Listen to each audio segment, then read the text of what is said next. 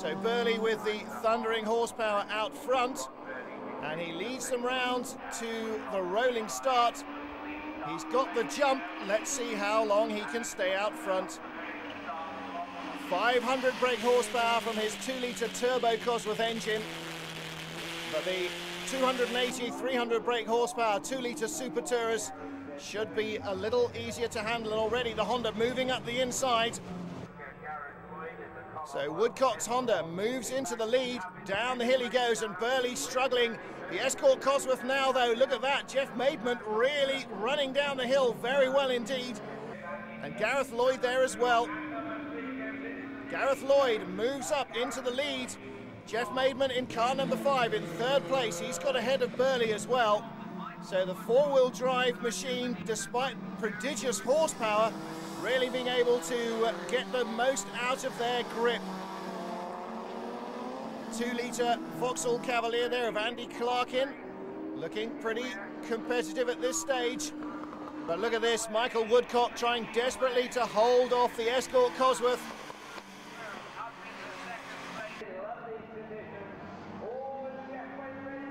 It's a losing battle. Gareth Lloyd still leads. Maidment now up into 2nd place. Woodcock 3rd, Burley in 4th. The Cavalier and Honda battle right behind him. That's Gary Woodcock. And we ride now in 6th position. Oh, trying desperately to match the wheel spin to the revs down the hill. Very, very tricky indeed. Maidment moves ahead now. Gareth Lloyd in 2nd place. And Jeff Maidment really getting to grips with this track very quickly indeed.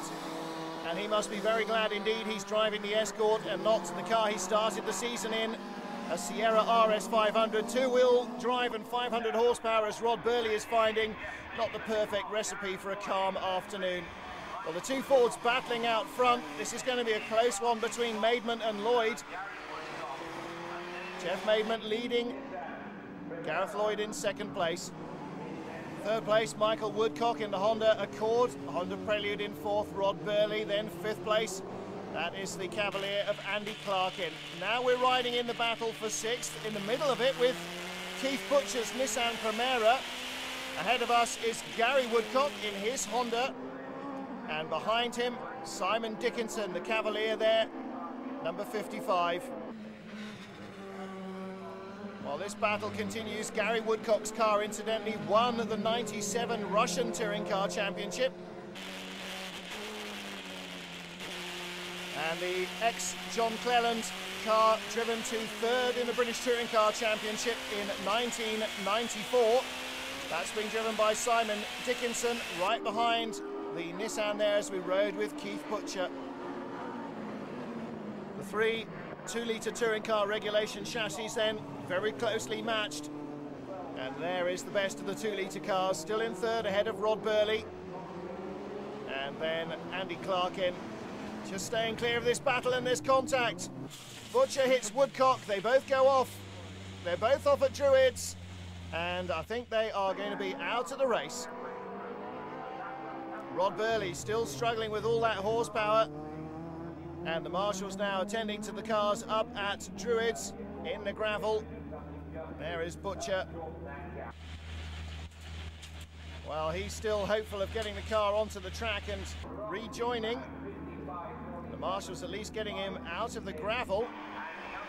But here come the race leaders. Jeff Maidment leading from Gareth Lloyd still. Not much to choose between them. And off goes the Nissan of Keith Butcher. He continues. Gravel rattling out of the car as we come down the hill into Graham Hill Bend. And further back down the order, another of the Cavaliers. That's the 48 car of Nigel Bowen. Looks as though Gary Woodcock is definitely out of the race though. Jeff Maidment in control here. Again with the Nissan. Replay as we go up to Druids. Down the inside, just gets it wrong under braking. I think he may possibly have missed a gear there as well. Suddenly all went quiet on the engine front. Challenge here for 4th place. Andy Clarkin's Cavalier comes up the inside of Rod Burley. Burley tries to get his 500 plus horsepower down smoothly on the wet line around the outside. 300 in the Cavalier gets the job done more efficiently. The Nissan now with the leaders right behind him. Third place man is still Michael Woodcock's 2-litre Honda Accord. But the Escort Cosworth 4x4s very much outmoded in touring car racing or saloon car racing, with their four-wheel drive traction, braking and steering here in these wet conditions is very much more easy than it is in the two-wheel drive cars. Front-wheel drive, rear-wheel drive doesn't make much difference in conditions like these. Four-wheel drive is definitely the system to have. So on board the Nissan with Keith Butcher indicating quite clearly which side the leaders are to go round him. And the race continues. Well, Gareth Lloyd in second place, unable to make any moves here on Jeff Maidment. Butcher now goes a lap down. And Jeff Maidment needs to try and concentrate on easing away from Gareth Lloyd if he can. Lloyd is doing a very good job of holding on. And now Rod Burley with Dickinson closing behind him. The Cavalier is in 6th position.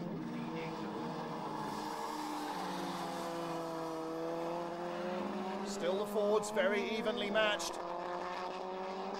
And it starts to sound though as though there may be a misfire there. Maybe that was just the odd sound of the turbo engine. It didn't sound as though Lloyd's car was entirely healthy, and again sounds as though it's missing. Maybe some water getting into the system.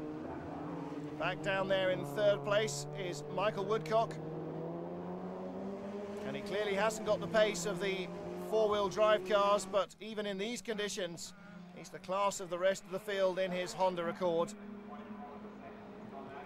Well, if it is Gareth Lloyd's car that's sounding off song, then it certainly doesn't seem to be stopping his performance much. Riding again in the Nissan with Keith Butcher.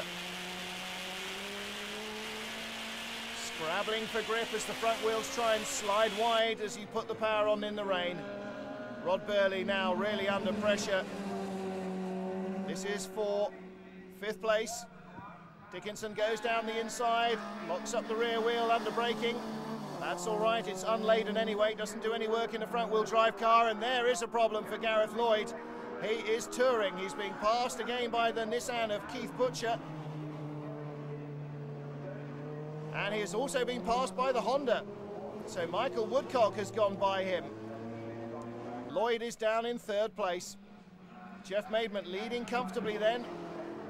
And Rod Burley again trying to defend. He's on the outside, and up the inside has gone Dickinson. Dickinson still can't quite get the job done. Burley keeps the power on around the outside and heads down the hill ahead.